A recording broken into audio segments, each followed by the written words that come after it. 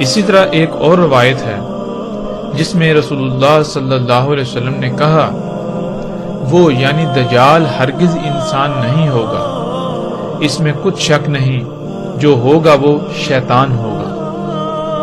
اب ان روایات کی روشنی میں ہم پر بالکل واضح ہو جاتا ہے کہ قیامت الساعۃ کے قریب نکلنے والا دجال ہرگز انسان نہیں ہوگا۔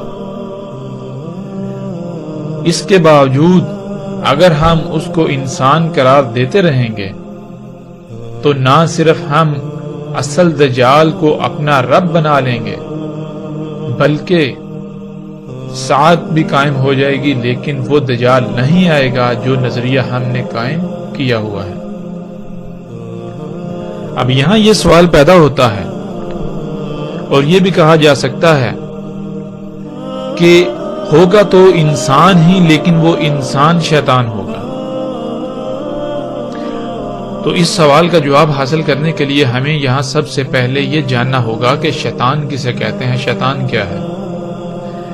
جب ہم احادیث کا ذخیرہ اٹھائیں تو ہمیں بہت سی ایسی روایات ملتی ہیں جن میں رسول اللہ صلی اللہ علیہ وسلم نے ہر اس شے کو شیطان قرار دیا جو انسان کی ضرورت سے زائد ہے، اور رسول اللہ صلی اللہ علیہ وسلم نے انسان کی ضرورت صرف اور صرف سر ڈھانپنے کے لیے چھت، زندہ رہنے کے لیے یعنی زندگی گزارنے کے لیے کھانا، اور سطر ڈھانپنے کے لیے ضرورت کے مطابق کپڑے کو قرار دیا۔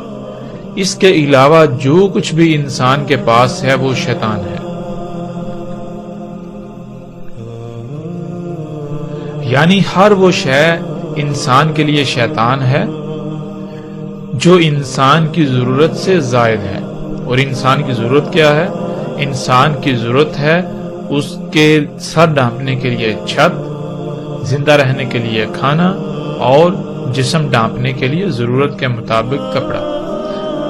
اسی طرح کچھ اور روایات ہیں جن میں رسول اللہ صلی اللہ علیہ وسلم نے یہ کہا کہ اگر گھر میں دو افراد ہیں، یعنی کہ ایک خاوند ہے اور ایک اس کی بیوی ہے، تو گھر میں 3 بستر ہونے چاہیے، ایک بستر خاوند کا، دوسرا اس کی بیوی کا، اور تیسرا اگر کوئی مہمان آ جائے مہمان کے لیے۔ اگر اس کے علاوہ کوئی چوتھا بستر موجود ہے تو وہ شیطان ہے۔